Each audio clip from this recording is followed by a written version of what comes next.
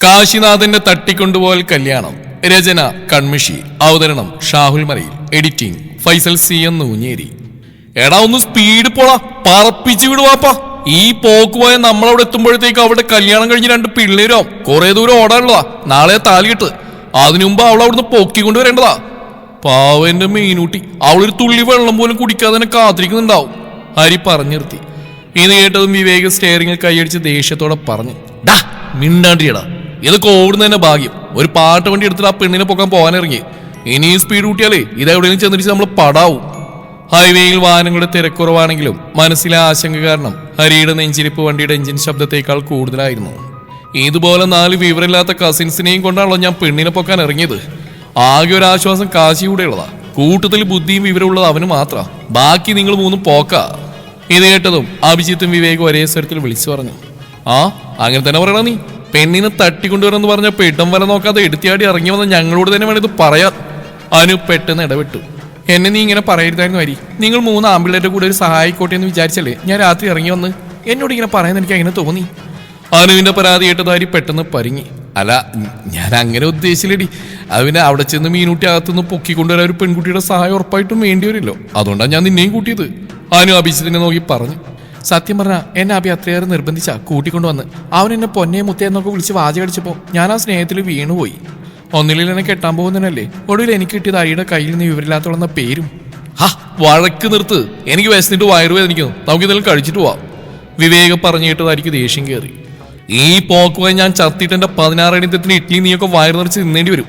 മനുഷ്യൻ ഇവിടെ പ്രാണവേദന കൊണ്ട് നിൽക്കുമ്പോൾ അവൻ വിശന്നിട്ട് വയറുവേദന. അവിടെ മീനൂട്ടി എന്നെയും കാത്ത് കണ്ണീരോടെ ഇരിക്കുക. അപ്പൊ ഇവന് കഴിക്കാൻ വല്ലതും വേണോ? ഹരിയുടെ പരിഹാസം കേട്ടതും അഭിജിത്ത് വിട്ടുകൊടുക്കാൻ തയ്യാറായില്ല.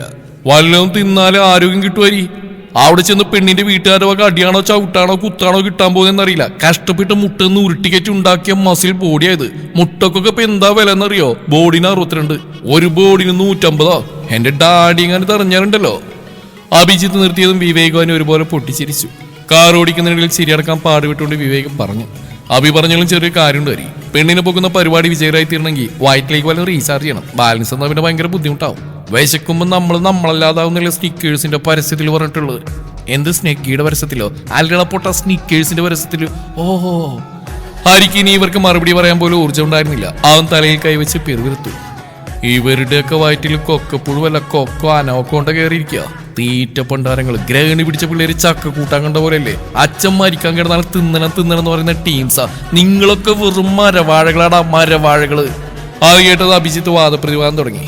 എടാ, വാഴ എന്തിനങ്ങനെ മോശമായിട്ട് പറയുന്നത്? വാഴയുടെ തണ്ടുണ്ടെങ്കിൽ നമുക്ക് നല്ല ഉഗ്രം തോരൻ വെക്കാം. അത് നല്ല ഔഷധ ഗുണമുള്ള സാധന.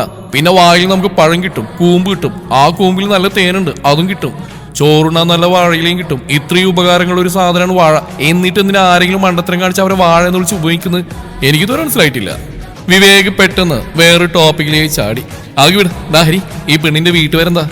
വീട് കണ്ടുപിടിക്കണ്ടേ? അവളുടെ ഫോൺ പിടിച്ചു വെച്ചോണ്ട് കോണ്ടാക്ട് ആകാൻ പറ്റില്ലല്ലോ. ഹരി ദേഷ്യത്തോടെ നോക്കി പറഞ്ഞു. മിണ്ടാതിരിയടാ. മിണ്ടാതിരി നല്ല വീട്ടുപേര്. സാമൂതിരി പട്ടതിരി നമ്പൂതിരി കേട്ടിട്ടുണ്ട്. ഇത് ഏത് ഇല്ലത്തേടാ? ഏതെങ്കിലും ക്ഷയിച്ച ഇല്ലത്തെയാവും. ഹരി സായിട്ട് അലറി. ഇത് പഴശ്ശിരാജയുടെ ഇല്ലത്തെ ആൾക്കാരാ. പഴശ്ശി പട്ടും പുടവയൊക്കെ കൊടുത്തുകൊണ്ട് അംഗീകരിച്ച കുടുംബം അവിടെ. ഇത് എന്ത് പുട്ടും കടലയോ? അല്ലട പൊട്ട പട്ടും പുടവയും. ഓ. ഇതുവരെയുള്ള സംസാരം കേട്ട് പിന്നിൽ നിന്നും കൗതുകത്തോടെ ചാടി വീണു.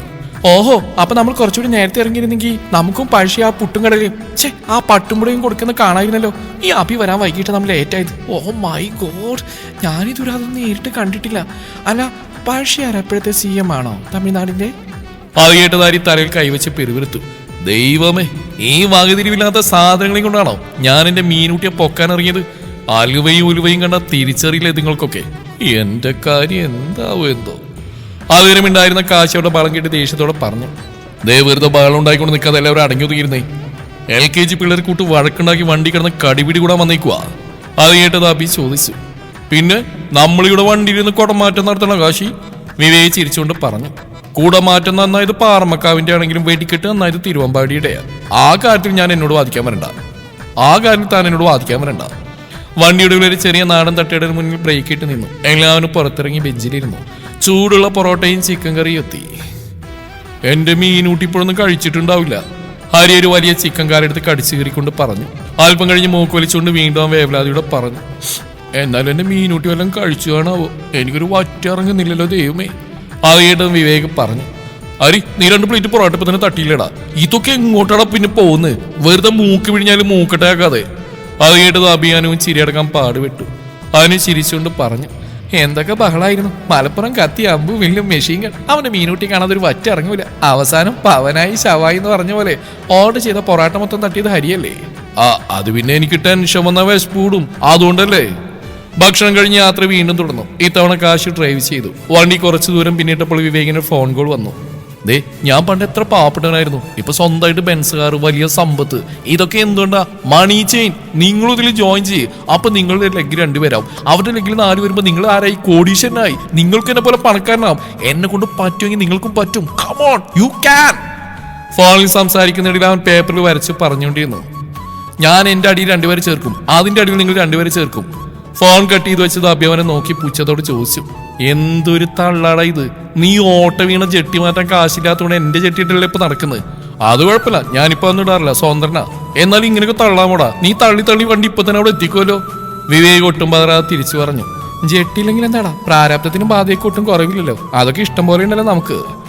അവന്റെ കയ്യിലെ പേപ്പർ എടുത്താനും ചോദിച്ചു, ഇതെന്താടാ മുന്തിരിക്കൊലയാണ് ഇങ്ങനെ വട്ടം വരച്ചു വെച്ചിരിക്കുന്നത്? മുന്തിരിക്കൊലല്ലേടി ഉരുളക്കിഴങ്ങ്. അത് ഞാൻ മണി ചെയിന് വരച്ചു വെച്ചാൽ ഈ കോപ്പ നോക്ക്. ഇതിന്റെ അടിയിൽ 2 പേര് ചേരും, അതിന്റെ അടിയിൽ 4 പേര് ചേരും, അതിന്റെ അടിയിൽ 16 പേര് ചേരും. ഇവരൊക്കെ ചേരുമ്പോ കാശ് കിട്ടും. അപ്പൊ നീ ആരാ? കോടീശ്വരി, കോടീശ്വരി. വണ്ടി വീണ്ടും ഇരുട്ടിലൂടെ പാഞ്ഞുകൊണ്ടിരിക്കവേ അവന് തന്നെ ബാഗിൽ നിന്ന് ഒരു ലിപ്സ്റ്റിക് എടുത്ത് കണ്ണാടി നോക്കി ചുണ്ടിൽ പൂശാൻ തുടങ്ങി. ഇത് കണ്ടത് അഭി ചോദിച്ചു, എടി നമ്മൾ പെണ്ണിനെ തട്ടിക്കൊണ്ടുപോകാൻ പോകുന്ന, അല്ലാണ്ട് കല്യാണം കൂടാനല്ല, പിന്നെ എന്തിനടി മേക്കപ്പ്? അത് കേട്ടാണ് ചുണ്ടിൽ ലിപ്സ്റ്റിക് ശരിയായിക്കൊണ്ട് മറുപടി പറഞ്ഞു, ബ്യൂട്ടീഷ്യനൊന്നും ഞാൻ ചെയ്യാറില്ല. ജനിച്ചപ്പോൾ തന്നെ കാരണവന്മാരെന്ന ഭംഗിയും കോലം എനിക്കുണ്ട്. അതുകൊണ്ട് എനിക്ക് മേക്കപ്പിന്റെ ഫിൽറ്ററുകളുടെ ഒന്നും ആവശ്യമില്ല. പിന്നെ ലിപ്സ്റ്റിക് അതിന്റെ വീക്ക്നെസ്സാ. ഉറങ്ങുമ്പോൾ പോലും ഇതിട്ടില്ലെങ്കിൽ എനിക്ക് എന്തോ ഒരു വിഷമാ. എടാ, ലിപ്സ്റ്റിക് ഒക്കെ ഇട്ട് ചെറുതായിട്ട് തുടങ്ങിയപ്പോൾ എന്നെ കാണാൻ ഒരു മമിതാ ബൈജുവിന്റെ ലുക്കില്ലടാ. അത് കേട്ട് അഭി പരിഹാസത്തോട് പറഞ്ഞു, അതെ, മമിതാ ബൈജുവിന്റെ ലുക്ക് ഉണ്ട്. ടൈഫോയിഡ് വന്ന് കോച്ചി പിടിച്ച മമിതാ ബൈജുവിന്റെ. ഇതെങ്ങാനും ആ കൊച്ചു കെട്ട നേരെ പുഴയിൽ പോയി ചാടി ആത്മഹത്യ ചെയ്യും. തമാശകളും കളികളും നിറഞ്ഞ യാത്രയോടുകൾ മീനൂട്ടിയുടെ നാട്ടിലുള്ള വിജനമായ റോഡിലേക്ക് എത്തിച്ചേർന്നു. കാശി ഗൗരവത്തോടെ പറഞ്ഞു, എടാ ഹരി, ആളോച്ച ലൊക്കേഷൻ ഇതുവരെ കാണിക്കുന്നുള്ളൂ. ആളുടെ വീടിനെ എങ്ങോട്ടാ? ഹരി തലയിൽ കൈവച്ചൊന്ന് ആലോചിച്ചു. എങ്ങോട്ടാണ് പോയിന്റ് ഓർത്തെടുക്കാൻ ശ്രമിക്കുന്നതിൽ വിവേകപ്പെട്ടെന്ന് ചോദിച്ചു. നീ എന്താണ് ഇങ്ങനെ ആലോചിക്കുന്നത്? നീ അല്ലടാ തെണ്ടിയെന്ന് ഞങ്ങളോട് പറഞ്ഞ്. മീനൂട്ടിയുടെ വീണ്ടും മതിലാടി പലതവണ അകത്ത് കയറിയിട്ടുണ്ടെന്നും രാത്രി മുഴുവൻ അവിടെ കൂടെ അവിടെ കഴിഞ്ഞിട്ടുണ്ടെന്നൊക്കെ ഹരി പതർച്ചയോടെ പറഞ്ഞു. അത് പിന്നെ അത് ഞാൻ അന്ന് നിങ്ങളോട് ചുമ്മാ ഒരു തള്ളു തള്ളിയടാ. സത്യത്തിൽ ഞാൻ ഇപ്പോഴും കന്യകനാ, സത്യം. അത് കേട്ടത് അഭിജിത്തും വിവേക് അവർ നോക്കിക്കൊണ്ട് ഒരേ സ്വരത്തിൽ പറഞ്ഞു, ഏട്ടാ അല്ലവരാതി. ഹരി ഒപ്പിച്ച് പറഞ്ഞു, അത് വിട്, പണ്ടത്തെ കാര്യം പിന്നെ പറയാം. ഇപ്പൊ നമുക്ക് മീനൂട്ടിയുടെ വീട് തപ്പാം. ടൈമുകളെ വിവേക് അഭിയാൻ നടപ്പാതെ വഴി നമ്മൾ അങ്ങോട്ട് നോക്കിക്കോ. ഞാനും കാശി പ്രധാന റോഡ് വഴി പോവാം. അനു, നീ വണ്ടി തന്നെ നോ, ഞങ്ങൾ തിരിച്ചു വരുന്നവരനങ്ങരുത്. വിവേകും അഭിജിത്തും മീനൂട്ടിയുടെ വീട് തേടി ഇരുണ്ട വഴിയിലൂടെ മുന്നോട്ട് നടന്നു. പെട്ടെന്നാണ് വിവേക് ഞെട്ടിലോടെ വിളിച്ചു പറഞ്ഞു, തെറി വിളിക്കലടാ. വിവേക് ദേഷ്യത്തോടെ അവനെ തോളിൽ പിടിച്ച് കുലുക്കിക്കൊണ്ട് പറഞ്ഞു, അതല്ലടാ കിഴങ്ങ് പോലത്തവനെ, മുന്നോട്ട് നോക്കടാ, അവിടെ നിൽക്കുന്ന ഒരു അസല് നാടൻ പട്ടി. അത് കേട്ടത് അഭി പരിങ്ങോണ്ട് മുന്നോട്ട് നോക്കി. പേടി പുറത്ത് കാണിക്കാതെ ജ്ഞാനിയുടെ ഭാഗത്തിൽ പറഞ്ഞു, എടാ പേടിക്കണ്ട, അനങ്ങാൻ നിന്നാ മതി. ഓടി ആ പട്ടി നമ്മുടെ ഓടിച്ചിട്ട് കടിക്കും. അതും പറഞ്ഞ അഭി ധൈര്യം നടിച്ച് തിരിഞ്ഞു നോക്കിയപ്പോഴേക്കും വിവേക് ജീവനും കൊണ്ട് ഓടിക്കഴിഞ്ഞിരുന്നു. ഓടുന്നതിൽ വിവേക് വിളിച്ചു പറഞ്ഞു, നീ ആ പട്ടിയെ പറഞ്ഞു മനസ്സിലാക്ക്. ഞാൻ പോയി വല്ല ഡോക്ടറെയും കൂട്ടി പെട്ടെന്ന് വാക്സിൻ എടുക്കാൻ വരാം. അത് കേട്ടത് അഭി വിവേകിന് പിന്നെ ജീവനും കൊണ്ട് പാഞ്ഞു. എടാ കൺവീൻസിംഗ് സ്റ്റാർ, എന്നെ കൂടെ കൊണ്ടുപോടാ. എന്നാൽ വിടാതെ ആ പട്ടി അഭിജിത്തിന്റെ പുറകെ കുരച്ചുകൊണ്ട് കുതിച്ചു. ഒന്ന് പട്ടി എന്നൊന്നും ചെയ്യലേ, ഒന്ന് പതുക്കെ ഓടിക്ക്, എനിക്ക് ഈ ദേശത്തെ വഴിയൊന്നും. എടാ വിവേക, പതുക്കോടാ, എന്നെ കൂടെ കൊണ്ടുപോടാ, ഈ പട്ടി എന്നെ കാണിക്കടാ. ഓടുന്നതിനിടയിൽ കാല് തന്നെ അഭി കരയിൽ തട്ടി ഉരുണ്ട് നിലത്തേക്ക് വീണു. പട്ടി വന്ന് അവന്റെ കാലിന്റെ ഇടയിൽ കയറി നിന്നു. വിറച്ചുകൊണ്ട് അഭി കൈകൂപ്പി ആ പട്ടിയോട് പറഞ്ഞു, എന്റെ പൊന്നു പട്ടി, അവിടെ മാത്രം കടിക്കരുത്. ഞാനിപ്പോഴും ഒരു കന്യകനാ. എന്റെ ആരും അവൾ എനിക്ക് വേണ്ടി കാത്തിരിക്കുക. നീ അവിടെ കടിച്ചിട്ട് എന്റെ പ്രധാന അംഗങ്ങൾക്ക് വല്ല ഭംഗവും പറ്റിയ ഇനിയൊരു അംഗത്തിന് എനിക്ക് ഭാര്യ ഉണ്ടാവില്ല. ആ പട്ടിയൊന്ന് കുറച്ചുകൊണ്ട് പെട്ടെന്ന് തിരിഞ്ഞടന്നു പോയി. അവളാണ് നിലത്തുനിന്ന് എഴുന്നേറ്റ് അഭി ആശ്വാസത്തോടെ പിറുവിറുത്തു. പട്ടിക്ക് പോലും കാര്യം മനസ്സിലായല്ലോ. ചിലപ്പോ ആ പട്ടി സിംഗിൾ ആയിരിക്കും. എന്റെ ആ ഒരു വിഷമം പട്ടിക്ക് പെട്ടെന്ന് മനസ്സിലായി കാണും. ഇത് കേട്ടും തൊട്ടടുത്ത മതിലിന്റെ പുറകിൽ നിന്ന് തല നീട്ടി നോക്കൊണ്ട് വിവേക് പറഞ്ഞു, ഒരു പട്ടിക്ക് മറ്റൊരു പട്ടി വേഗത്തിൽ മനസ്സിലാവൂലോടാ. അതുകൊണ്ടായിരിക്കും നീ പറഞ്ഞതിന് പെട്ടെന്ന് മനസ്സിലായത്. പോടാ, വല്ലതും പറ്റി നിങ്ങൾ എന്റെ അനുവും ജനിക്കാനിരിക്കുന്ന ഞങ്ങളുടെ പിള്ളേരും ഒരു സ്വപ്നം മാത്രമായി പോയേനെ. ഹോ, എന്റെ ഒരു അഭിപ്രായത്തില് ഒരു സേഫ്റ്റിക്ക് നമ്മൾ ഇരുപ്പിന്റെ അണ്ടർവെയർ ഇട്ട് അത് ഗോദ്രേജിന്റെ പൂട്ടിട്ട് പൂട്ടണം. എന്റെ മണികണ്ഠ സ്വാമി കാത്തോളണേ. പട്ടിയുടെ കയ്യിൽ നിന്നും കഷ്ടിച്ച് രക്ഷപ്പെട്ട അഭിജിത്തും വിവേകം തളർന്നു കിതച്ചുകൊണ്ട് ഒടുവിൽ ഒരു വലിയ കല്യാണ വീടിന്റെ പുറകുവശത്ത് എത്തിച്ചേർന്നു. അപ്പോഴേക്കും കാശിവാരി അവിടെ വന്നു നിന്നിരുന്നു. ആറോട് വെച്ച് കണ്ടുമുട്ടി. എല്ലാവരുടെയും മുഖത്തെ പരിഭ്രാന്തിയും ടെൻഷനും കണ്ടുകൊണ്ട് കാശി ഗൗരവത്തോടെ ഹരിയോടും മറ്റുള്ളവരോടും പറഞ്ഞു, ഹരി നീ പുറത്തു നിന്നാ മതി. നിങ്ങളെല്ലാവരും കൂടി ഒരുമിച്ച് അകത്തേക്ക് ചാടി വീണ കാര്യങ്ങൾ മൊത്തം കൊളായി പോകും. ആളുകൾ തിരിച്ചറിയും. ഞാൻ തൽക്കാലം ഒറ്റക്കകത്തേക്ക് പോയി കാര്യങ്ങൾ സമാധാനമായിട്ട് പറഞ്ഞ് മനസ്സിലാക്കി മീനുട്ടിയെ കൂട്ടിക്കൊണ്ടുവരാം.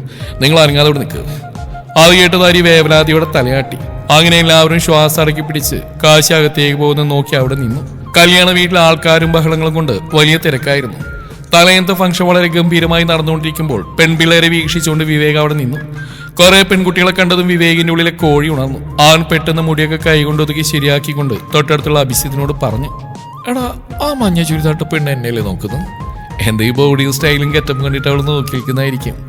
അവൻ ചൂണ്ടിക്കാണിച്ച ഭാഗത്ത് നിന്ന് രണ്ട് പെൺകുട്ടികൾ വായുപൊത്തിച്ചിരിക്കുന്നതിനോട് വിവേക് വീണ്ടും പറഞ്ഞു, എന്ത് ചെയ്യാനാ ഈ ഫാൻസിനെ കൊണ്ട് ഞാൻ തോറ്റു. ഇത് കേട്ടത് അഭി അവനെ നോക്കി പുച്ഛത്തോടെ പറഞ്ഞു, ഏടാ പുല്ലെ ഫാൻസ് ഒന്നല്ല, നിന്റെ പാൻറ് സിബ് അഴിഞ്ഞിട്ടാ കിടക്കുന്നത്. അത് കണ്ടിട്ട് ആ പെൺപിള്ളേർ അവിടെ നിന്ന് ചിരിക്കുന്നത്. പോയി അത് നേരാവണ്ണിട്. ഇത് കേട്ടും വിവേക് ഞെട്ടിപ്പോയി. അവൻ ചമ്മലോടെ പെട്ടെന്ന് തിരിഞ്ഞ് സിബ് വലിച്ചു കയറ്റി. അമ്മേ കുടുങ്ങി. എടാ പതുക്കിറക്കടാ. എന്റെ മാനം കപ്പൽ കയറി പോയിച്ച്. ഞാൻ വിചാരിച്ച അവളൊന്ന് വളച്ച് സെറ്റാക്കാന്ന്. ഇനിയിപ്പോ ഞാൻ വളച്ചാൽ തന്നെ എന്താ കാര്യം? ഫസ്റ്റ് നൈറ്റിലെ സർപ്രൈസ് ഒക്കെ ഇതിപ്പോ നേരത്തെ പൊളിഞ്ഞില്ലേ? ഞാൻ ഇനി എന്ത് ചെയ്യും അല്ലയ്യ? അഭിയാനെ പരിഹസിച്ചുകൊണ്ട് പറഞ്ഞു, ഓ നീ വളക്കാൻ നടക്കുന്നു. പാശി ചാണകിടുന്ന ഉള്ള എക്സ്പ്രഷൻ നീ ഇവിടെ ഇങ്ങനെ നിന്നാലും മതി. അതിനൊരു നാക്കുണ്ടടാ. നീ ആദ്യം പോയിട്ട് ഷാൽമലയിൽ സ്റ്റോറീസ് ഒക്കെ കേട്ട് റൊമാൻസ് എന്താണെന്ന് പഠിക്കുക. ആ കാര്യത്തിൽ അങ്ങേരെ ഒരു പുലിയാ. അത് കേട്ട് പഠിച്ചില്ല ഞാൻ എന്റെ അനുവിനെ വളച്ചത്. അത് കേട്ട് ഹരി പറഞ്ഞു, ഒന്നും മിണ്ടാതിരിയണം. മനുഷ്യൻ ഇവിടെ തീ ചവിട്ടി നിൽക്കുമ്പോഴാണ് അമ്മയുടെ റൊമാൻസ്. എന്റെ മീനൂട്ടി ഒന്ന് വന്നോട്ടെ, എന്നിട്ട് നിങ്ങൾ എത്ര റൊമാൻസ് വേണമെങ്കിലും റൊമാൻസിച്ചോ. അല്പസമയത്തിന് ശേഷം തോളില് വലിയ ചാക്കുമായി കിതച്ചുകൊണ്ട് കാശി തിരികെ ഓടി വന്നു. അപ്പോഴേക്കും കാശി വിളിച്ചു പറഞ്ഞനുസരിച്ച് അവന് വണ്ടിയെടുത്ത് അങ്ങോട്ട് വന്നിരുന്നു. ചാക്കിൽ നിന്നെന്തോ ചെറിയ അനക്കം കേൾക്കുന്നുണ്ടായിരുന്നു. അവനത് വണ്ടിയുടെ പിന്നിലേക്ക് പതിയെ വെച്ചുകൊണ്ട് പറഞ്ഞു, ഡാ അകത്ത് നിന്ന് ഞാൻ സംസാരിക്കാൻ ശ്രമിച്ചപ്പോ അവൾ ഒച്ചയിടാൻ നോക്കി. അപ്പൊ ആകെ പന്തികളെന്ന് കണ്ട് ഞാൻ കയ്യിൽ കരുതുന്ന മയക്കാനുള്ള സ്പ്രേ അവളുടെ മുഖത്തേക്ക് അടിച്ചു. പെട്ടെന്നൊരു വഴിയും കാണാൻ ഞാൻ അവളൊരു ചാക്കിലാക്കി. ഇത് പഴത്തിന്റെ കൊലയാണെന്ന് കള്ളം പറഞ്ഞ് ആർക്കും സംശയം തോന്നാത്ത രീതിയിൽ ഇങ്ങോട്ട് എടുത്തുകൊണ്ട് വന്നാ. അരമണിക്കൂർ കഴിയുമ്പോൾ ബോധം തെളിയും. ആ ഒരു വേഗം വണ്ടി മുന്നോട്ടെടുത്തു. ഹരി ആ ചാക്കിന്റെ കെട്ടഴിച്ച് അവളെ പുറത്തേക്ക് എടുത്തു. അതുകൊണ്ട് ഹരിയുടെ കണ്ണുകൾ തള്ളി. അവൻ തലയിൽ കൈവച്ചലറി, എടാ കോപ്പേ, ഇതെന്റെ മീനൂട്ടി അല്ലല്ലോടാ. നീ വേറെ ആരാണ് സാമദ്രോഹി പിടിച്ചോണ്ട് വന്നിരിക്കുന്നത്? കാശി ഞെട്ടിപ്പോയി. ശരിക്കും നോക്കടാ, ഇത് തന്നെയാ കല്യാണ പെണ്ണ്. അല്ല അല്ല അല്ല, എന്റെ മീനൂട്ടി എതിരിട്ടിൽ വെച്ച് കണ്ടാലും എനിക്കറിയാം ഇതെന്റെ മീനൂട്ടിയല്ല. എന്റെ മീനൂട്ടി ഇങ്ങനെയല്ല. പെട്ടെന്ന് യഥാർത്ഥ മീനൂട്ടി വെപ്രാളത്തോടുകൂടി വണ്ടിക്കരിയിലേക്ക് വന്നു ചേർന്നു. ആൾക്ക് ഇതച്ചുകൊണ്ട് പറഞ്ഞു, ഹരിയേട്ടാ ഞാൻ എത്ര സമയമായി കാത്തിരിക്കുന്നു. നിങ്ങൾ എവിടെയായിരുന്നു? കാണാത്തോണ്ട് വേറെ ആളുടെ സഹായത്തോടെ ഞാൻ തന്നെ വീട്ടിൽ നിന്ന് ഇറങ്ങി ഓടി ഇങ്ങോട്ട് വന്ന. വാ നമുക്ക് വേഗം പോവാം. അതേസമയം പെണ്ണിനെ കാണാനില്ലെന്ന് അലറിക്കൊണ്ട് മീനൂട്ടിയുടെ വീട്ടുകാരും നാട്ടുകാരും വടിയുമായി അങ്ങോട്ട് ഓടി വന്നു. ഇത് കണ്ടത് അഭി പരിഭ്രമത്തോടെ കാശിയോട് ചോദിച്ചു, ഡാ അപ്പൊ നമുക്ക് വീട് മാറിപ്പോയതാണോ? ഈ ചാക്കിയുള്ള പെണ്ണിനെ നമ്മൾ എന്ത് ചെയ്യും? മീനൂട്ടി വണ്ടിയുടെ ഡോർ വലിച്ചോർന്നുകൊണ്ട് ദേഷ്യത്തിലും ഭയത്തിലും പറഞ്ഞു. അതൊന്നും പറയാനിപ്പോ സമയമില്ല, വാ വണ്ടി എടുക്ക് ഓടാം. മീനൂട്ടിയും കയറിയതോടെ കാശി ഒട്ടും സമയങ്ങളാതെ ഗിയർ മാറ്റി ആ വണ്ടി പറപ്പിച്ചു വിട്ടു. പിന്നിൽ മീനൂട്ടിയുടെ വീട്ടുകാരുടെ ബഹളവും വെളിച്ചവും ചെറുതാവുന്ന കണ്ട് എല്ലാവരും ഒരു നിമിഷം ദീർഘശ്വാസം എടുത്തു. പക്ഷേ കാറിനുള്ളിലെ അന്തരീക്ഷം വീണ്ടും ടെൻഷൻ നിറഞ്ഞതായി. പിൻസീനിൽ ചാക്കിൽ കിടക്കുന്ന പെണ്ണിനെ നോക്കിക്കൊണ്ട് ഹരി നെറ്റിയിൽ കൈവച്ച് ചോദിച്ചു, എടാ കോപ്പി, ചാക്കിലുള്ള പെണ്ണിന് ബോധം വരുമ്പോ നമ്മൾ എന്ത് സാധനം പറയും? അല്ല എന്ത് സമാധാനം പറയും? ഇവളെങ്ങാനും പോലീസിൽ പരാതി കൊടുത്ത് നമ്മളെല്ലാവരും കമ്പി എണ്ണേണ്ടി വരും.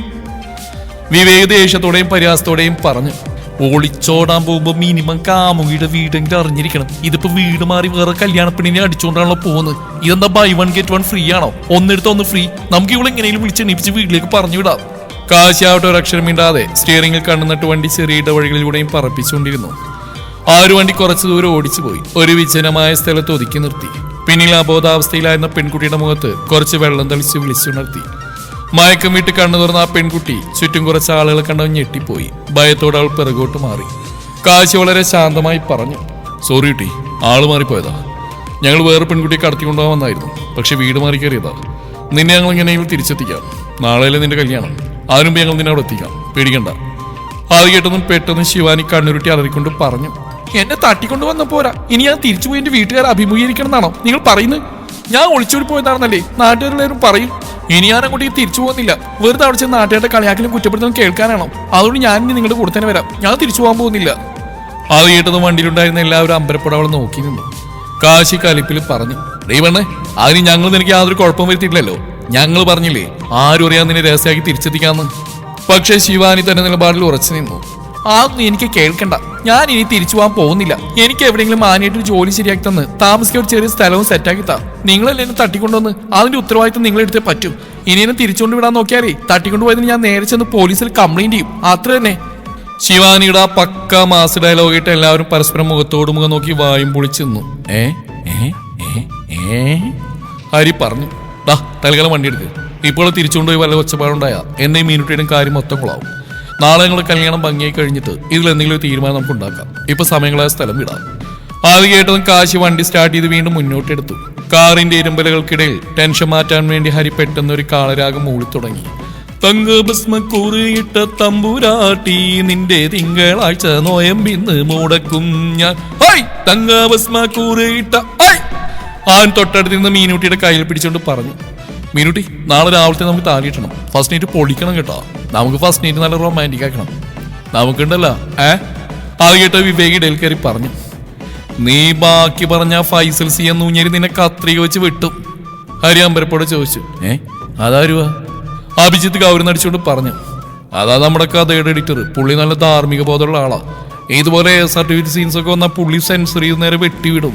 ആ പാവൻ ഷാഹുൽ മലയിൽ എത്ര കഷ്ടപ്പെട്ട് പറഞ്ഞിട്ട് കാര്യമില്ല. ക്രൂരമായിട്ട് കത്രിയൊക്കെ റൊമാൻസ് ചെയ്ത് വരുമ്പോ അവൻ അത് കേട്ടതാരി മീശ വിരിച്ചോണ്ട് പറഞ്ഞു, ഒരു മുത്തം കൊടുക്കാൻ പാടില്ലെന്നൊന്നും നിന്റെ എഡിറ്റർ പറഞ്ഞിട്ടില്ലല്ലോ. ഞാൻ മീനുട്ടിക്ക് ഉമ്മ കൊടുക്കും. ആർക്കും എന്നെ തടുക്കാനാവില്ല. വണ്ടിയുടെ സ്പീഡ് കൂടിയനുസരിച്ച് ഹരിയുടെ ആവേശവും കൂടി വന്നു. അവൻ മീനുട്ടിയുടെ കയ്യിൽ പിടിച്ച് കാളരാത്തിൽ ഉറക്കെ പാടാൻ തുടങ്ങി. മധുവിതുരാവുകളിൽ സുരഭില്ല യാമങ്ങളെ മടിയിലൊരാൺ പൂവിനെ താ. അവന്റെ ആ പാട്ട് കേട്ട് അഭി നെറ്റിയിൽ കൈവച്ച് പരിഹസിച്ചു. എടാ ഹരി, നീ പാടുന്നേട്ട് ആ പാട്ടിന്റെ ആത്മാവ് ഞെരങ്ങിക്കരയും. മീനുട്ടി ചിരിച്ചുകൊണ്ട് ഹരിയുടെ തോൾ തട്ടി പറഞ്ഞു, ഏട്ടൻ പാടുന്നേട്ട് ആ പെണ്ണിന്റെ ബോധം പിന്നെയും പോയിന്ന് തോന്നുന്നു. പിൻസീലിൽ യാതൊരു കൂസലും ഇല്ലാതിരിക്കുന്ന ശിവാനിയെ നോക്കിക്കൊണ്ട് വിവേക് സംശയത്തോടെ ചോദിച്ചു, ബൈ ദ ബൈ, കുട്ടി നാളത്തെ കല്യാണം മുടങ്ങിൽ ഇത്തിരി പോലും സങ്കടമൊന്നുമില്ലേ? എന്ത് സങ്കടം? എനിക്ക് സന്തോഷം മാത്രമേ ഉള്ളൂ. സത്യത്തിൽ ഞാനിങ്ങനെ അവിടെ ചാടി രക്ഷപ്പെടുന്ന ആലോചിച്ചിരിക്കുന്നു. കറക്റ്റ് സമയത്താണ് നിങ്ങൾ വന്ന് എന്റെ ബോധം കിട്ടി അവിടെ ചാടിച്ച്. ശിവാനിയുടെ സംസാരം കേട്ട് അമ്പരനാഭി കൗതുകത്തോടെ ചോദിച്ചു, അതെന്താ കുട്ടിക്ക് കല്യാണത്തോട് ഇഷ്ടമില്ലായിരുന്നു? ശിവാനി കൗരവത്തിൽ പറഞ്ഞു തുടങ്ങി, അത് എന്റെ അമ്മാവന്റെ മോൻ. ആൾ പറഞ്ഞിരുന്നതിന് മുമ്പ് വിവേക് പെട്ടെന്ന് ഇടയിൽ കയറി കൈ കാണിച്ച് തടഞ്ഞുകൊണ്ട് പറഞ്ഞു, നിക്ക് ബാക്കി ഞാൻ പറയാം. ചെറുപ്പത്തിലെ അച്ഛനും അമ്മയും മരിച്ചിട്ടുണ്ടാവും. പിന്നെ അമ്മാവനായിരിക്കും നിന്നെ വളർത്തിയത്. നിന്റെ പേര് വലിയ സ്വത്തുവകകളൊക്കെ കാണും. അത് തട്ടിയെടുക്കാൻ വേണ്ടി അമ്മാവന്റെ മോനെ കൊണ്ട് നിന്നെ തന്നെ കെട്ടിക്കാനുള്ള അവരുടെ വക ഒരു പുറപ്പാടായിരിക്കും. പണ്ടേ നീ അവിടെ പീഡനവും കഷ്ടപ്പാടുകളും അനുഭവിച്ചായിരിക്കും വളർന്ന്, അല്ലേ? ഇതല്ലേ നീ പറയാൻ പോകുന്നത്? സ്ഥിരം കാണുന്ന cliche serial flash back dialogue. Am I right? അത് കേട്ടോ ശിവാനി പറഞ്ഞു, അതൊന്നുമല്ല. കുറച്ചു മുമ്പേ എൻ്റെ അമ്മാവന്റെ മോൻ വന്ന് പറഞ്ഞ് അവൻ്റെ ഒരു ഫ്രണ്ട് വഴി അറിഞ്ഞത്രേ കല്യാണ ചെക്കനൊരു കെ ആണെന്ന്. പോരാത്തിന് ഡ്രഗ് അഡിക്റ്റും. ആ സത്യം മറച്ചു വെച്ച് അവൻ്റെ വീട്ടുകാർ കല്യാണം ഉറപ്പിച്ച്. ഇത് ഞാൻ ചെന്ന് എൻ്റെ വീട്ടുകാരോട് പറഞ്ഞപ്പോൾ അവർ നിസ്സാരമായി പറയാം, അതൊന്നും കുഴപ്പമില്ല, കല്യാണം ഞാൻ ശരിയാവും, നീ അങ്ങോട്ട് മാറ്റിയെടുത്താൽ മതിയെന്ന്. മാറ്റിയെടുക്കാൻ ഞാൻ പോലെ ഡി അഡിക്ഷൻ സെന്റർ, ദുർഗണ പരിഹാര പാഠശാല പോലും ആണോ? എൻ്റെ ജീവിതം വെച്ച് ഈ പരീക്ഷണം നടത്താൻ എനിക്ക് വയ്യ. ഇതൊന്നും പറഞ്ഞിട്ട് എൻ്റെ വീട്ടുകാർക്ക് മനസ്സിലാവുന്നില്ല. അവർക്ക് കല്യാണം പണിയ നാട്ടുകാരുടെ മുമ്പിൽ നാണക്കേട്, അഭിമാനം, പിന്നെ കുടുംബമഹിമ, ഇതൊക്കെയാണ് വലുത്. അതുകൊണ്ട് എന്നെ ആ കുഴിയിലേക്ക് തന്നെ തള്ളിയിടാൻ നോക്കുക. ഇവർക്ക് ഈ സെക്ഷൽ ഓറിയന്റേഷൻ എന്നൊക്കെ പറഞ്ഞാൽ അതിൻ്റെ സീരിയസ്നെസ് എന്താണെന്ന് മനസ്സിലാവുമോ? ആ ഇടം വിവേക് പെട്ടെന്ന് ചിരിച്ചുകൊണ്ട് പറഞ്ഞു, ആഹാ, ഹൈടെക് ചെക്കൻ കെ ആണല്ലേ? എന്നങ്ങനെ കുട്ടിക്ക് വേണമെങ്കിൽ ഞാനൊരു ലൈഫ് തരാം, എൻ്റെ കൂടെ പോയിരുന്നോ? ശിവാനി ഒട്ടും താമസിപ്പിക്കാതെ കട്ടക്കലിപ്പിൽ മറുപടി നൽകി, അയ്യോ വേണ്ട, നോ താങ്ക്സ്. വിവേക് തന്നെ നെഞ്ചിൽ കൈവച്ച് ഒരു സിനിമയിലെ ദുരന്ത നായകന്റെ ഭാഗത്തിൽ സീറ്റിലേക്ക് ചാരിയിരുന്ന് ആത്മഗതം പോലെ പറഞ്ഞു അവളത് കൃത്യമായി പറഞ്ഞു, ഞാൻ എവിടെ പരിപാടി അവതരിപ്പിച്ചാലും ഇതാണല്ലോ അവസ്ഥ.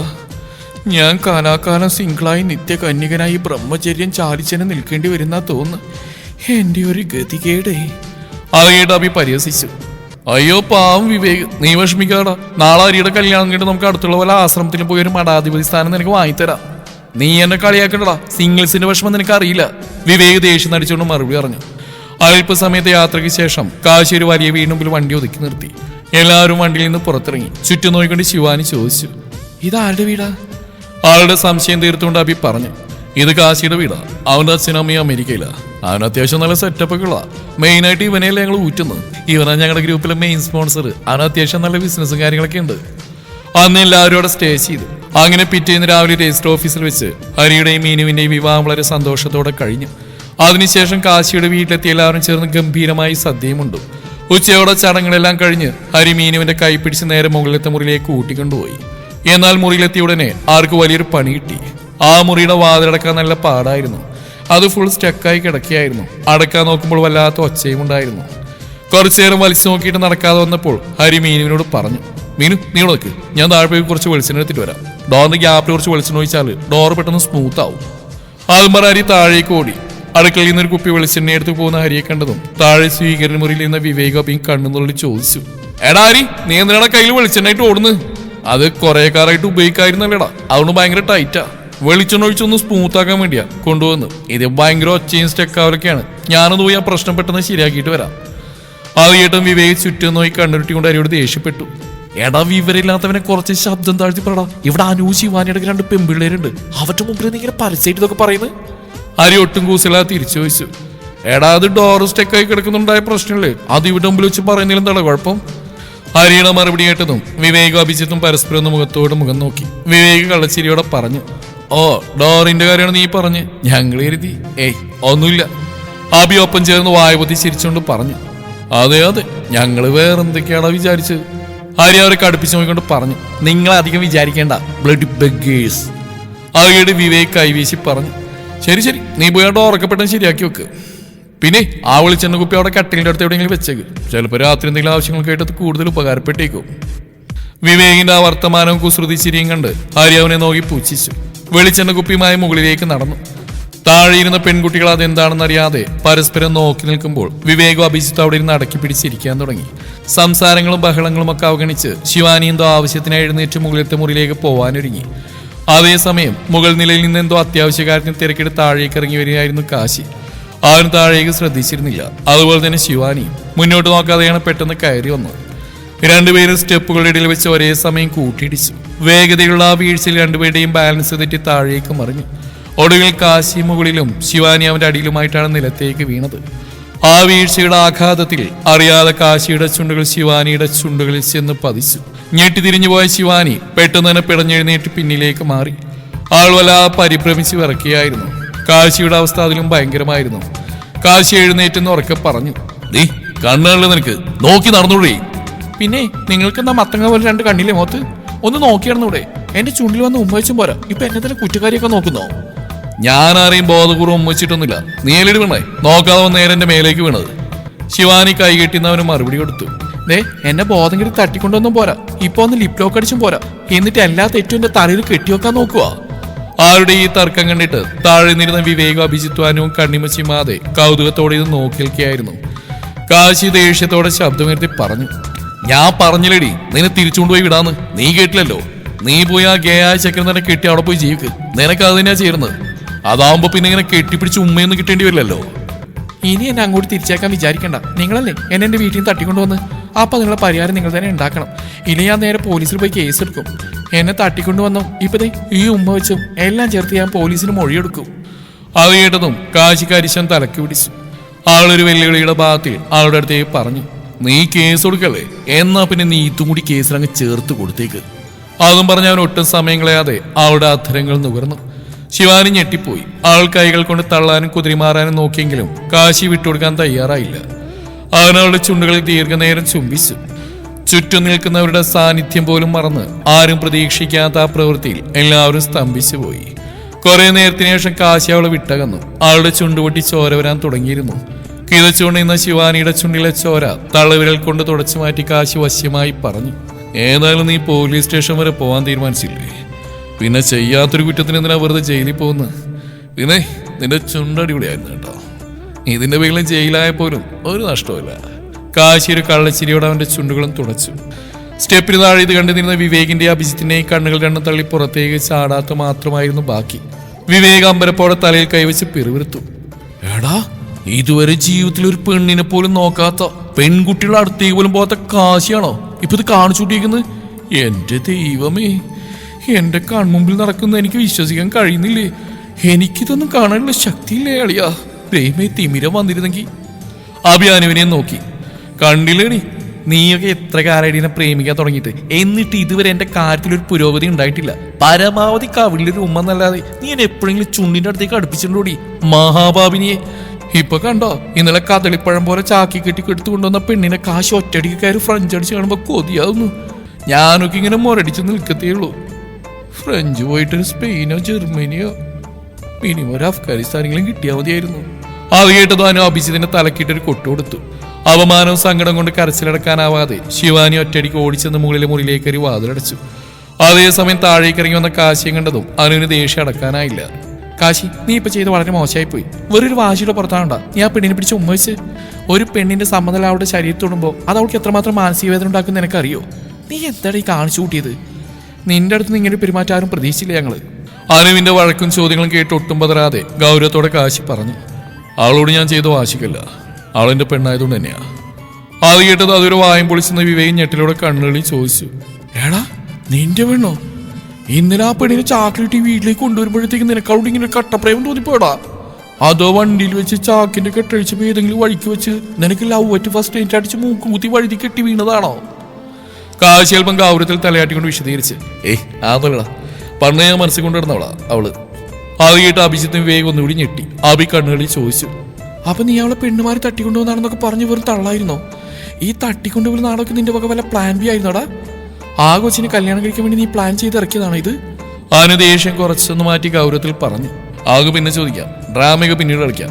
നീ എന്നാലും പോയി ആ കുട്ടിയൊന്ന് സമാധാനിപ്പിക്കുക. അവളാകെ തകർന്നു പോയിട്ടുണ്ടാവും. ബാക്കിയുള്ള കാര്യങ്ങളൊക്കെ പിന്നീട് സംസാരിക്കാം. പോയി നോക്ക്. കാശി വേഗത്തിൽ മുകളിലത്തെ മുറിയിലേക്ക് കയറി ചെന്നു. അവിടുത്തെ കട്ടിൽ മുഖം പൊത്തി കരയായിരുന്നു ശിവാനി. ആളുടെ അരികിലേക്ക് പതുക്കെ ചെന്നിരുന്നുകൊണ്ട് കാശി പതറിയ സ്വരത്തിൽ പറഞ്ഞു. ശിവ, സോറി, ഞാൻ അങ്ങനെയൊക്കെ ചെയ്ത ദേഷ്യം കൊണ്ടല്ല, നീ എന്റെ പെണ്ണായതുകൊണ്ട് മാത്രമാണ്. അത് കേട്ടത് ശിവാനി ഞെട്ടിപ്പോയി. അവൾ പെട്ടെന്ന് മുഖമുയർത്തിക്കൊണ്ട് വിടുന്ന കണ്ണുകളോട് ചോദിച്ചു. എന്താ എന്താ നിങ്ങൾ പറഞ്ഞു? കാശി അവളുടെ കണ്ണുകളെയും നോക്കിക്കൊണ്ട് പുഞ്ചിരിയോടെ പറഞ്ഞു. അതേ ശിവ, എനിക്ക് നിന്നെ ഒരുപാട് ഒരുപാട് ഇഷ്ടമാണ്. അത് ഇന്നോ ഇന്നലെയോ തുടങ്ങിയല്ല, കുറെ കാലം എന്റെ മനസ്സിൽ നീ മാത്രമേ ഉള്ളത്. വിവേകും അഭിജിത്തും ക്ഷമയില്ലാതെ മുകളിലേക്ക് വന്നു. എടാ കാശി, നീ ഇത്രയും വരെ ലവ് സ്റ്റോറി ഒളിപ്പിച്ചു വെച്ചോ? ആകാംക്ഷ സഹിക്കാനുള്ള കരുത്തി ഞങ്ങളുടെ ഹൃദയത്തിന് ഇല്ലടാ. നീ ആ ഫ്ലാഷ് ബാക്കൊക്കെ ഒന്ന് വിശദമായിട്ട് പറഞ്ഞു കേൾപ്പിക്കത്തില്ലാണ് ഞങ്ങൾക്ക്. മറ്റുള്ളവരും പിന്നാലെ എത്തിയതോടെ കാശി എല്ലാവരെയും നോക്കിയിട്ട് എന്റെ പഴയ കഥ പറഞ്ഞു തുടങ്ങി. മുമ്പൊരിക്കലും ഞാൻ ആലപ്പുഴ പോയപ്പോൾ ആളൊരു ഹൗസ് ബോട്ടിൽ വെച്ചാണ് ഞാൻ ശിവാനി ആദ്യമായിട്ട് കാണുന്നത്. കണ്ട മാത്രമേ തന്നെ എന്റെ മനസ്സിൽ കൊണ്ടുപോയി. പക്ഷെ അന്ന് നേരിട്ട് സംസാരിക്കാൻ പറ്റിയില്ല. പിന്നീട് ഒരുപാട് അന്വേഷിച്ചാണ് ഇവളെ കുറിച്ചുള്ള വിവരങ്ങൾ കിട്ടിയത്. എന്നാൽ തൊട്ടു പിന്നാലെ ഇവിടെ വിവാഹം ഉറപ്പിച്ചെന്നുള്ള വാർത്ത കേട്ട് ഞാനത് തകർന്നുപോയി. തുടർന്ന് ആ ചെറുക്കനെ കുറിച്ച് കൂടുതൽ അന്വേഷിച്ചപ്പോഴാണ് ഞെട്ടിക്കുന്ന ആ സത്യം ഞാൻ മനസ്സിലാക്കിയത്. അവനൊരു ഗേയും ഡ്രഗ് അഡിക്റ്റുമാണെന്ന വിവരം. ആ സത്യങ്ങളുടെ വീട്ടുകാരെ അവളെ എങ്ങനെയെങ്കിലും അറിയിക്കാൻ വേണ്ടി ഞാനിവിടെ അമ്മാനുമാനെ വിളിച്ച എല്ലാ കാര്യങ്ങളും രഹസ്യമായി ധരിപ്പിച്ചു. പിന്നെ മീനുവിന്റെ കല്യാണവും ശിവാനിയുടെ കല്യാണവും ഒരേ ദിവസമാണ് നടക്കുന്നതെന്നും ഇവരൊരേ നാട്ടിലാണെന്ന് എനിക്ക് കൃത്യമായിട്ട് അറിയായിരുന്നു. അങ്ങനെയാണ് ഞാൻ ഈ പ്ലാൻ ഉണ്ടാക്കിയത്. ലൊക്കേഷൻ ഇല്ലാത്തല്ല, മനഃപൂർവ്വം ഞാൻ ശിവാനിയുടെ വീടിന്റെ അടുത്ത് വണ്ടി നിർത്തിയതാണ്. അന്ന് ഞാൻ അറിഞ്ഞുകൊണ്ട് തന്നെ പ്ലാൻ ചെയ്ത് ശിവാനിയുടെ വീട്ടിൽ കയറി അവളെ തട്ടിക്കൊണ്ടുവന്നായിരുന്നു. പിന്നെ മീനുവിനെ കൃത്യസമയത്ത് അവിടെ എത്തിക്കാൻ വേണ്ടി ഞാൻ എൻ്റെ വേറൊരു ഫ്രണ്ടിനെ അങ്ങോട്ടേക്ക് അയച്ചിട്ടുണ്ടായിരുന്നു. ആ ഫ്രണ്ട് വഴിയാണ് മീനു നമ്മൾ തിരിച്ചു പോകുന്ന സ്ഥലത്തേക്ക് എത്തിയത്. ഇതൊക്കെ കൃത്യമായ പ്ലാനിങ് ആയിരുന്നു. കാശിയുടെ ഈ വാക്കിൽ കേട്ട് വിവേക് അഭിജിത്തും വായും പൊളിച്ച് പരസ്പരം നോക്കിയെന്ന് പോയി. അഭി അമ്പരപ്പോടെ തലയിൽ കൈവച്ച് പറഞ്ഞു. എടക്കള്ള കാശിനാഥാ, ഞങ്ങളൊക്കെ കബളിപ്പിച്ച് ഇത്രയും വലിയൊരു മാസ്റ്റർ പ്ലാൻ ആയിരുന്നു നീ മനസ്സിൽ ഒളിപ്പിച്ചു വെച്ചിരുന്നു. ഒരു വാക്ക് ഞങ്ങളോട് പറഞ്ഞിരുന്നെങ്കിൽ തട്ടിക്കൊണ്ട് പോലും പരിപാടിയൊക്കെ ഞങ്ങൾ ഇതിലും കളറാക്കിയനടാ. അവയോട് കാശി പുഞ്ചിരിച്ചുകൊണ്ടൊരു മറുപടി പറഞ്ഞു. നിങ്ങളോട് പറഞ്ഞിട്ട് നിങ്ങൾ വല്ല കോപ്രായം കാട്ടി എന്റെ പ്ലാൻ മുഴുവൻ ചളാക്കി കൊളാക്കിയേനെ. അതുകൊണ്ടാണ് ഞാൻ ഒറ്റയ്ക്ക് റിസ്ക് എടുത്തത്. ശിവാനി പരിഭവിച്ചുകൊണ്ട് പറഞ്ഞു. അപ്പൊ പിന്നെ വണ്ടി വെച്ച് തിരിച്ചുകൊണ്ടിടുന്ന് പറഞ്ഞ് വലിയ ഡയലോഗും ഷോയും കാണിച്ച് ഒരു നാടകമായിരുന്നോ? അവയോട് കാശി ഒരു കള്ളച്ചിരിയോടെ ശിവാനിയുടെ അരിയിലേക്ക് അല്പം കൂടി ചേർന്ന് നിന്നുകൊണ്ട് പറഞ്ഞു. അതൊക്കെ വെറുതെ ഇറക്കിയ ടാക്ടിക്സ് അല്ലേ ശിവ. പിന്നെ നീ ശരിക്കും അങ്ങോട്ട് തിരിച്ചു പോകില്ലെന്ന് എനിക്ക് നല്ല ഉറപ്പുണ്ടായിരുന്നു. ഇനി അഥവാ നീ വാശി പിടിച്ച് തിരിച്ചു പോകുന്ന പറഞ്ഞാൽ പോലും നിന്നെ ഞാൻ എങ്ങനെയെങ്കിലും പിടിച്ചു വലിച്ച് ഈ വീട്ടിൽ തന്നെ കൊണ്ടുവന്ന് നിർത്തിയാനേ. എന്റെ പെണ്ണിനെ ഞാൻ വേറെ ആർക്കും വിട്ടുകൊടുക്കാൻ ഉദ്ദേശിച്ചിട്ടില്ല. കാശിയുടെ ആ നോട്ടവും സംസാരവും കേട്ട് ശിവാനിയുടെ കവിളുകൾ നാണം കൊണ്ട് ചുവന്നെടുത്തു. അഭി മുന്നോട്ട് കയറി വന്നുകൊണ്ട് പറഞ്ഞു. ഡാ കാശി, നീ നമ്മളോട് നേരത്തെ ഒരു വാക്ക് പറഞ്ഞിരുന്നെങ്കിൽ ഇന്ന് ഹരിയുടെ കല്യാണത്തിലൂടെ നിന്റെയും കല്യാണം നടത്തി നമുക്ക് ഒന്നിച്ച് ഡബിൾ തമാക്കിയായി തീർക്കായിരുന്നില്ലടാ. അവയുടെ വിവേക് നീണ്ടൊരു നിശ്വാസത്തോടെ പറഞ്ഞു. നീ ഇതൊക്കെ നേരത്തെ പറഞ്ഞിരുന്നെങ്കിൽ ഞാൻ വണ്ടിയിൽ വെച്ച് ഇവൾക്ക് വെറുതെ ഒരു ലൈഫ് ഓഫറിംഗിലായിരുന്നു. എഗെയിൻ ആൻഡ് എഗെയിൻ സിംഗിൾ തന്നെ ഇരിക്കാൻ എന്റെ വിധി. സിംഗിൾ പസംഗ. എന്തൊരു സാഡാണ്. എല്ലാവരുടെയും ആ തമാശയും ചിരിയും കേട്ട് കാശി ശിവാനി നോക്കി പുഞ്ചിരിച്ചുകൊണ്ട് പറഞ്ഞു. അതിനെന്താ കുഴപ്പം, നാളെ തന്നെ നമുക്കങ്ങ് താലി കെട്ടാം. എന്താ ശിവാനി, ഓക്കെ അല്ലേ? തന്റെ നേരെ നീണ്ട സ്നേഹത്തെ ഓർത്ത് ശിവാനി നാണത്തോടെ തലയാട്ടി സമ്മതം മൂളി. അന്ന് രാത്രി ഹരിയും മീനും ഞങ്ങളുടെ മുറിക്കുള്ളിലായിരുന്നു. റൊമാൻറ്റിക്കായ അന്തരീക്ഷം ഉണ്ടാക്കാൻ ഹരിമുറിയിൽ മെഴുകുതിരികളെല്ലാം കത്തിച്ചു വെച്ചു. മീനു ചുറ്റും നോക്കിക്കൊണ്ട് പെട്ടെന്ന് പറഞ്ഞു. ചേട്ടാ, ലൈറ്റ് ഓഫ് ആക്കണ്ട, എനിക്ക് ഇരുട്ട് ഭയങ്കര പേടിയാ. അയ്യോ മീനു, ഇവിടെ നമ്മൾ മൊത്തം ക്യാൻഡിൽസ് ഒക്കെ കത്തിച്ചു വെച്ചിട്ടില്ലേ, ഒരു റൊമാൻറ്റിക് ഫീൽ കിട്ടണമെങ്കിൽ പ്രധാന ലൈറ്റ് ഒന്ന് ഓഫ് ആക്കിയേ പറ്റൂ. അതും പറഞ്ഞാൽ കട്ടിലിന്റെ അരികിലെ സ്വിച്ച് ബോർഡിൽ ചെന്ന് മെയിൻ ലൈറ്റ് ഓഫ് ചെയ്തു. മീനു പെട്ടെന്ന് പേടിച്ചാണ്ട് ഉച്ചത്തിൽ അലറി വിളിച്ചു, അയ്യോ ചേട്ടാ. ആളിലെ സോഫയിൽ നിന്ന് വിവേക് അലർച്ച കേട്ടോ ഞെട്ടിപ്പോയി അവനെ ഉറക്കെ വിളിച്ചു പറഞ്ഞു, എടാ പന്നി ആക്രാന്തം കാണിച്ച് വേള. അത് കേട്ട് അരി അപ്പോൾ തന്നെ പരിഭ്രമത്തോടെ ലൈറ്റ് ഓൺ ആയിക്കൊണ്ട് പറഞ്ഞു, എടി മീനു ഇങ്ങനെ കിടന്ന് ഉച്ചത്തിൽ വിളിക്കലടിപ്പണ്ടേ, കുറച്ചുകൂടി പതിയെ വിളിച്ചാ പോരെ, പേടിയാവുന്നുണ്ടെങ്കിൽ ഞാൻ ലൈറ്റ് ഓൺ ആക്കി തരാം, ഓക്കെ. കുറച്ച് കഴിഞ്ഞപ്പോൾ മീനുവിന്റെ പേടിയൊക്കെ മാറി ഹരി വീണ്ടും ആ ലൈറ്റ് ഓഫ് ചെയ്തു. ഇത്തവണ ലൈറ്റ് ഓഫ് ചെയ്ത മീനു പെട്ടെന്ന് തന്നെ ശബ്ദം താഴ്ത്തി ഹസ്കി വോയിസിൽ പതുക്കി വിളിക്കാൻ തുടങ്ങി, ചേട്ടാ ചേട്ടാ. ആ വിളിയേട്ടൻ വിവേക് പറഞ്ഞു, എടാ ഇവിടെ പുറത്ത് ഞങ്ങളെ പോലെ മൊരടിക്കുന്ന സിംഗിൾസ് കിടപ്പുണ്ടെന്ന് ഓർക്കണം, ഒരു മയത്തിലൊക്കെ വേണം. അത് കേട്ടത് ഹരി വേഗം ചാടിയിട്ട് വീണ്ടും ലൈറ്റ് ഓൺ ആയിക്കൊണ്ട് മീനുകൊണ്ട് പറഞ്ഞു, മോളെ നീ ഇങ്ങനെ കിടന്ന് അലറി വിളിച്ച് പറയിപ്പിക്കല്ലേ, ചേട്ടാ എന്ന് നീ വിളിക്കണ്ട പ്ലീസ്. അത് കേട്ട് മീന് ചിരിച്ചുകൊണ്ട് സമ്മതിച്ചു. എന്നാൽ അടുത്തവണ ഹരി ലൈറ്റ് ഓഫ് ചെയ്തും പേടിച്ച മീന് വീണ്ടും ഒച്ചത്തിൽ നിലവിളിച്ചു. അത് കേട്ടത് വിവേക് കലിപ്പിൽ പറഞ്ഞു, ഇവനെന്ന് ഞാൻ വെറുതെ വിടില്ല, ഞാൻ കൊന്നിരിക്കും, വെറുതെ ഞങ്ങളെപ്പോഴുള്ള പാവ സിംഗിൾസിനെ മാനസാന്തരപ്പെടുത്താനായിട്ട് ഇറങ്ങിക്കൊള്ളുമാര്. എന്റെ ദൈവമേ, നല്ല ദൈവഭക്തിയുള്ള കുട്ടിയാണ്, ഓ മൈ ഗോഡ് എന്നൊക്കെ പറയുന്നത്. വിവേക് നേരെ ചെന്ന് ഹരിയുടെ മുറിയുടെ വാതിൽ ഒറ്റടി, എടാ കിഴങ്ങ് പോലത്തവനെ അകത്ത് അടങ്ങി ഒതുങ്ങിയിരിക്ക്, ആ പെണ്ണിനെ കൊല്ലാതെ ഇങ്ങനെ ആക്രമണം കാണിച്ച് പുറത്തുള്ളവർ ഉറക്കം കെടുത്തിയാലേ ഞങ്ങൾ ഇപ്പൊ തന്നെ ഈ വാതിൽ ചവിട്ടിപ്പൊളിച്ച് നിന്റെ അടുത്ത് പുറത്തിടും, പറഞ്ഞേക്കാം, നിന്റെ ആദ്യ രാത്രി കാളരാത്രിയാക്കും. ഹരി ദയനീയമായി മീനുവിനെ നോക്കി പറഞ്ഞു, കുറെ കാലമായി സദ്യക്ക് ടച്ചിങ്സ് ആയിട്ട് അച്ചാറും തൈരും ചിപ്സും മാത്രം കഴിക്കുന്ന പോലെ വെറും കവിളും ചുണ്ടും നെറ്റി മാത്രമായിട്ട് ഞാൻ അങ്ങ് അഡ്ജസ്റ്റ് ചെയ്തു പോവാ, ഇന്നെങ്കിലും എനിക്കൊരു ഫുൾ മീൽസ് സദ്യ തന്നെ വേണം, പേടിയാണെങ്കിൽ ഞാൻ ലൈറ്റ് ഓൺ ആക്കി തന്നെ ഇടാം. ഹരി അവളെയും കൊണ്ട് കിടക്കയിലേക്ക് വീണു. പിന്നെ തോരൻ വന്നു, ഓലം വന്നു, കാളം വന്നു, അവിയൽ വന്നു, എരിശ്ശേരി വന്നു, ചോറ് വന്നു, സാമ്പാറും വന്നു, 2 കൂട്ടം പായസവും വന്നു. ഹരിയുടെ വയറ് നിറഞ്ഞു. പിറ്റേന്ന് രാവിലെ രജിസ്റ്റർ ഓഫീസിൽ വെച്ച് കാശിയുടെയും ശിവാനിയുടെയും വിവാഹം വളരെ ലളിതമായി നടന്നു. ഹരി പെട്ടെന്ന് കാശിയോട് ആശങ്കയോടെ ചോദിച്ചു, ശിവാനിയുടെ വീട്ടുകാരിനി ഇവിടെ പ്രശ്നമായിട്ട് വരുമോ? അതൊക്കെ ഞാൻ ഇന്നലെ രാത്രി ഫോൺ വിളിച്ച് അവരായിട്ട് സംസാരിച്ച് ഫുൾ സെറ്റ് ആക്കിയിട്ടുണ്ട്. ഇനി അവൾ അന്വേഷിച്ച് ആരും ഇങ്ങോട്ട് വരില്ല. വന്നാൽ നിർബന്ധിച്ച് അവളൊരു ഗേ അയാളെ കൊണ്ട് കല്യാണം കഴിപ്പിക്കാൻ നോക്കി എനിക്ക് കേസ് കൊടുക്കുന്നത് ഞാൻ പറഞ്ഞിട്ടുണ്ട് വ്യക്തമായിട്ട്. വിവേക് വലിയ ദീർഘശ്വാസം വിട്ടോട് തലയിൽ കൈവച്ച് പരിഭവത്തോടെ പറഞ്ഞു, അങ്ങനെ കാശിയും കെട്ടി അരിയും കെട്ടി അഭിജിത്തിനെ കൂട്ടിന് നമ്മുടെ അനുവുണ്ട്, എനിക്ക് മാത്രം ആരുമില്ല. എന്റെ അഗതി നിരഗതി പരഗതി ജീവിതം കാണാൻ ദൈവത്തിന് കണ്ണില്ലടാ. വിവാഹ ചടങ്ങുകൾക്കെല്ലാം ശേഷം രജിസ്റ്റർ ഓഫീസിൽ നിന്ന് പുറത്തിറങ്ങിയ എല്ലാവരും കൂടി ആഘോഷത്തിന്റെ ഭാഗമായി അടുത്തുള്ള ഒരു ചെറിയ കഫേയിലേക്ക് പോയി. അവിടെ വെച്ച് ചെറിയൊരു പാർട്ടി സംഘടിപ്പിച്ചിരുന്നു. പാർട്ടി കഴിഞ്ഞ് വിവേക് പുറത്തേക്ക് ഇറങ്ങിയെന്ന് പെട്ടെന്ന് ശ്രദ്ധിക്കാതെ മുന്നിൽ നിന്നൊരു പെൺകുട്ടിയുമായി ചെന്ന് കൂട്ടിയിടിച്ചു. ഒരു നിമിഷം അവരുടെ കണ്ണുകൾ തമ്മിൽ കോർത്തിണങ്ങി. ആശ്ചര്യത്തോടെയും കൗതുകത്തോടെയും വിവേക് ആ പെൺകുട്ടിയെ നോക്കിക്കൊണ്ട് പറഞ്ഞു, അപ്പൊ എന്റെ ജീവിതത്തിൽ വരുന്ന ആ പണിക്കര് പറഞ്ഞ പെൺകുട്ടി ഇതാണ്. എന്താ കുട്ടിയുടെ പേര്? എന്റെ പേര് മഹാലക്ഷ്മി. നല്ല പേര്. എന്താ ചേട്ടാ വിവേകാണല്ലേ ഇത്? എനിക്ക് ചേട്ടൻ നന്നായിട്ട് അറിയാം. ചേട്ടൻ കോളേജിൽ എൻ്റെ സീനിയർ ആയിരുന്നു. ഞാൻ എപ്പോഴും ചേട്ടനെ ഓർക്കാറുണ്ട്. ഓ കുട്ടീനെ ഓർക്കാറുണ്ട്. ബൈ ദ ബൈ, കുട്ടി നിലവിൽ സിംഗിളാണോ? മഹാലക്ഷ്മി നാളത്തോടൊന്ന് ചിരിച്ചുകൊണ്ട് തലയാട്ടിക്കൊണ്ട് കാലിലെ തള്ളവിരൽ കൊണ്ട് പാകിസ്ഥാന്റെ ഭൂപടം വരഞ്ഞു. അതെ ചേട്ടാ, ഞാൻ സിംഗിളാ. അപ്പൊ പിന്നെ കുട്ടി റെഡി ടു മിംഗിളാണോ? അത് കേട്ട് മഹാലക്ഷ്മി നാളത്തോടൊപ്പം ചിരിച്ചുകൊണ്ട് പറഞ്ഞു, സത്യം പറഞ്ഞ പണ്ട് കോളേജിൽ വെച്ച് എനിക്ക് വിവേകേട്ടൻ്റെ ഒരു ക്രഷ് ഉണ്ടായിരുന്നു. പക്ഷെ അന്ന് ഇങ്ങനെ പറയണമെന്ന് അറിയാത്തതുകൊണ്ട് ഞാൻ മിണ്ടാണ്ട് നടക്കുകയായിരുന്നു. അത് കേട്ടതും വിവേകിന്റെ ഉള്ളിൽ 100 ഒന്നിച്ചു പൊട്ടിയ സന്തോഷമായി. അവൻ സന്തോഷം കൊണ്ട് തുള്ളിക്കൊണ്ട് ചുറ്റും നോക്കി അലറി വിളിച്ചു, ഡാ ഹരി, കാശി, അഭിത്തെ, നിങ്ങൾക്കൊന്നും ഇങ്ങോട്ട് നോക്കടാ, എന്റെ മാവും പൂത്തു. എന്റെ ജീവിതത്തിലേക്ക് ഒടുവിൽ ആ മഹാലക്ഷ്മി വന്നെത്തിയിരിക്കുന്നു. പണിക്കര് പറഞ്ഞ പോലെ തന്നെ എന്റെ ജീവിതത്തിലേക്ക് മഹാലക്ഷ്മിയെ പോലെ ഒരു പെൺകുട്ടി വന്നിരിക്കുക. ആ മഹാലക്ഷ്മിയെ ഞാൻ കണ്ടുപിടിച്ചിരിക്കുന്ന അളിയന്മാരെ. അങ്ങനെ ഒടുവിൽ എനിക്ക് സെറ്റ് ആയിരിക്കടാ. അങ്ങനെ ആ കൂട്ടത്തിൽ അവസാന സിംഗിളും തന്റെ പ്രണയം കണ്ടെത്തിയ ആ സന്തോഷ നിമിഷത്തിൽ ആ കഫേ ആകെ ആരവങ്ങളാൽ നിറഞ്ഞു. കഫേയിലെ സന്തോഷാന്തരീക്ഷത്തിനിടയിൽ വിവേക് ഒരു കിടിലൻ ഐഡിയയുമായി മുന്നോട്ട് വന്നു. അവൻ ആവേശത്തോടെ പറഞ്ഞു, എടാ ഞാനൊരു യൂട്യൂബ് ചാനൽ തുടങ്ങിയാലോ? എനിക്ക് പെണ്ണ് സെറ്റായ സ്ഥിതിക്ക് ഇനി ചെയ്യാൻ കുറെ വ്ളോഗ് കണ്ടന്റുകൾ ഉണ്ടാക്കാലോടാ. ഉദാഹരണത്തിന് കല്യാണം കഴിഞ്ഞ ആദ്യ രാത്രി മുറിയിൽ നടന്നറിഞ്ഞാൽ നിങ്ങൾ ഞെട്ടുന്ന ക്യാപ്ഷൻ വെച്ചൊരു വീഡിയോ കാച്ച നല്ല റീച്ച് കിട്ടും. അത് കേട്ടതാരും ഞെട്ടിപ്പോയി. ഡാ നിർത്ത്, ഇതുപോലത്തെ ഊള ക്യാപ്ഷൻ ഇട്ട് നീ വല്ല പച്ചക്കുയിൽ ചാനൽ തുടങ്ങിയാണോ? വിവേക് തന്നെ മാസ്റ്റർ പ്ലാൻ വിശദീകരിച്ചു. ഏയ് നീ ഇതൊന്നും മനസ്സിലാക്കില്ലായിരിക്കും. ഇക്കാലത്ത് ആൾക്കാർക്ക് ഇതൊക്കെ അല്ലേടാ കൂടുതൽ താല്പര്യം. യൂട്യൂബിൽ റീച്ച് പോകണമെങ്കിൽ ഇതുപോലത്തെ ആക്രാന്തം കൊടുത്ത ക്യാപ്ഷനൊക്കെ കൊടുത്തേ പറ്റൂ. അത് കഴിഞ്ഞാൽ പിന്നെ ഞാൻ അടുത്ത പ്ലാനിലേക്ക് കിടക്കും. കല്യാണം കഴിഞ്ഞ് പെട്ടെന്ന് തന്നെ ഇവിടെ ഞാൻ പ്രഗ്നന്റ് ആക്കും. പിന്നെ ആ പ്രഗ്നൻസി ടൈമിലെ വ്ളോഗുകൾ, hospital checkup vlog, caring vlog, പ്രഗ്നൻസിയുടെ 7ാം മാസം ഫോട്ടോഷൂട്ട് വ്ളോഗ്, ഡെലിവറി വ്ളോഗ്, പിന്നെ കുഞ്ഞിന്റെ പേരുകൾ ചടങ്ങ് വ്ളോഗ്. അങ്ങനെ നോക്കി നമുക്ക് കുറെ കണ്ടന്റുകൾ ഉണ്ടാക്കാലോടാ. കണ്ടന്റ് യാതൊരു പഞ്ഞുണ്ടാവില്ല. അത് കഴിഞ്ഞാൽ പിന്നെ നമുക്ക് കൊളാബിനായിട്ട് കുറെ കമ്പനികളുടെ പ്രൊഡക്റ്റ് ആയിട്ട് ഫ്രീ ആയി കിട്ടും. ബേബി പ്രൊഡക്ട്സിന്റെ പരസ്യങ്ങളൊക്കെ ചെയ്ത് നല്ല വരുമാനം കിട്ടില്ലേ. പിന്നെ അതൊക്കെ കഴിഞ്ഞ് നമ്മൾ അടുത്ത ലെവലിലേക്ക് കടക്കും. ഞങ്ങൾ തമ്മിൽ ഭയങ്കര അടിയാണെന്നും ഇനി ഒരു ജീവിക്കാൻ പറ്റില്ലെന്നും പറഞ്ഞൊരു വീഡിയോ ഇടും. ഞങ്ങൾ ഡിവോഴ്സ് ചെയ്യാൻ പോകുന്ന നാട്ടുകാരെ സബ്സ്ക്രൈബേഴ്സിനെ വിശ്വസിപ്പിക്കും. വിവേക് ആവേശത്തോടെ കൈകൾ വീശി പറഞ്ഞു. അങ്ങനെ ആൾക്കാരുടെ കണ്ണി പോയിട്ട് നമ്മൾ ഡിവോഴ്സിന് ഇറങ്ങും. എന്നിട്ട് കുറച്ച് ദിവസം കഴിയുമ്പോൾ അതൊരു പ്രാങ്കാണെന്ന് പറഞ്ഞാൽ നമ്മൾ വീണ്ടും ഒന്നുകൂടി വിവാഹം കഴിക്കും. അപ്പോഴേക്കും നമ്മുടെ ചാനലിന്റെ വ്യൂസ് റീച്ച് കുതിച്ചു വരും. നമ്മൾ കുറെ ലക്ഷങ്ങൾ സമ്പാദിച്ചിട്ടുണ്ടാവും. മനസ്സിലായിട്ട് എന്റെ പ്ലാന്. വിവേകിന്റെ യൂട്യൂബ് പ്ലാനുകൾ കേട്ട് ഹരിയാപ്പിച്ചൊന്നും ശരിയടക്കാനാവാതെ വയറ് പിടിച്ചു പോയി. ഹരിയാണെങ്കിൽ തലയിൽ കവിച്ചോട് പുച്ഛത്തോടെ പറഞ്ഞു, എടാ പൊട്ടാ, നിനക്ക് ഇപ്പോഴാണ് പെണ്ണ് പോലും സെറ്റായി കിട്ടിയത്. അപ്പോഴേക്കും നീ കുഞ്ഞിന്റെ പേരിലും ഡിവോഴ്സ് പ്രാങ്ക് വരെ ചിന്തിച്ചൂട്ടി വെച്ചേക്കുവാണോ? റേഷൻ കട മറന്ന് മണ്ണെണ്ണ വാങ്ങണ ഗോവിന്ദൻകുട്ടി, തലമറന്ന് എണ്ണതേക്കടാ കാര്യങ്ങൾ പടിപടിയായിട്ട് നടക്കട്ടെ. ഹരിയുടെ ആ തമാശ രൂപത്തിലുള്ള മറുപടി കേട്ട് ആ കഫേ ആ കൂട്ടശ്ശേരിയിൽ മുഴുകി. മഹാലക്ഷ്മിയും മീനുവാനും ശിവാനിയുമെല്ലാം വിവേകിന്റെ ആ വ്ളോഗ് ഐഡി കേട്ട് അവനെ കളിയാക്കി. വൈകുന്നേരത്തോടെ എല്ലാവരും പിരിഞ്ഞു. മീനുവാരിയും കൂടെ ഹരിയുടെ വീട്ടിലേക്ക് യാത്രയായി. വിവേകാവട്ടെ മഹാലക്ഷ്മിയുടെ ഫോൺ നമ്പർ വാങ്ങി അടുത്ത പ്ലാനുകളുമായി സന്തോഷത്തോടെ മുന്നോട്ട് പോയി. അഭിയാനവും കൂടെ ബീച്ചിലേക്ക് ഇറങ്ങാൻ പോയി. അങ്ങനെ എല്ലാ ബഹളങ്ങളും കഴിഞ്ഞ ആ രാത്രിയിൽ കാശിയുടെയും ശിവാനിയുടെയും ആദ്യരാത്രിക്ക് ആ വീട് വേദിയായി.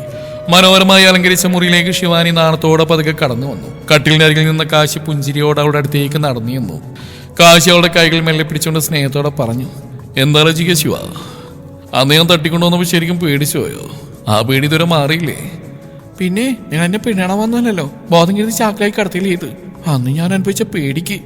മുഴുവൻ പറയാൻ സമ്മതിക്കാതെ കാശി അവളെ തന്നിലേക്ക് ചേർത്ത് പിടിച്ചു.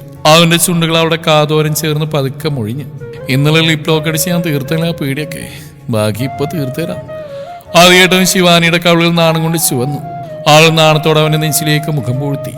പുറത്ത് നിലാവെളിച്ചത്തിൽ എല്ലാ വഴക്കുകൾക്കും വാശികൾക്കും വിരാമമിട്ട് മനസ്സിൽ കൊണ്ടുവന്ന് തന്നെ പ്രണയം സ്വന്തമാക്കിയതിന്റെ അനന്തമായ സന്തോഷത്തിൽ കാശി ശിവാനിയുടെ കൂടെ തങ്ങളുടെ ജീവിതത്തിലെ പുതിയൊരു പ്രണയാതുരമായ അധ്യായത്തിലേക്ക് കാലെടുത്തു വെച്ചു. കാശി ശിവാനിയെ ചേർത്ത് പിടിച്ച് ചുംബനങ്ങൾ കൊണ്ട് മൂടി അവളെടുത്ത് കട്ടിൽ കിടത്തി അവളിലേക്ക് ചാഞ്ഞു. അതെ, ആകാംക്ഷയുടെ നോക്കണ്ട. അവരുടെ സ്വകാര്യത്തിലേക്ക് നമ്മളിങ്ങനെ കണ്ണുന്നിട്ട് നോക്കാൻ ഒളിഞ്ഞ് കേൾക്കാനും നിൽക്കുന്നത് ശരിയല്ലല്ലോ. അതുകൊണ്ട് അതൊക്കെ അവരുടേതായ വഴിക്ക് നടക്കട്ടെ, നമുക്ക് വേറെ പണി നോക്കാം. അങ്ങനെ കാശിയും ശിവാനിയും ഹരിയും മീനുകൂടിയിൽ നമ്മുടെ സ്വന്തം വിവേകവും മഹാലക്ഷ്മിയും എല്ലാം അവരവരുടെ സന്തോഷകരമായ ജീവിതത്തിലേക്ക് പ്രവേശിച്ചു. സിംഗിൾസ് ആർമി തൽക്കാലത്തിലേക്ക് പിരിച്ചുവിട്ടിരിക്കുന്നു. ഈ കഥയും അവസാനിച്ചിരിക്കുന്നു. അപ്പം ഞാൻ പോയിട്ട് വരാം. Thank U.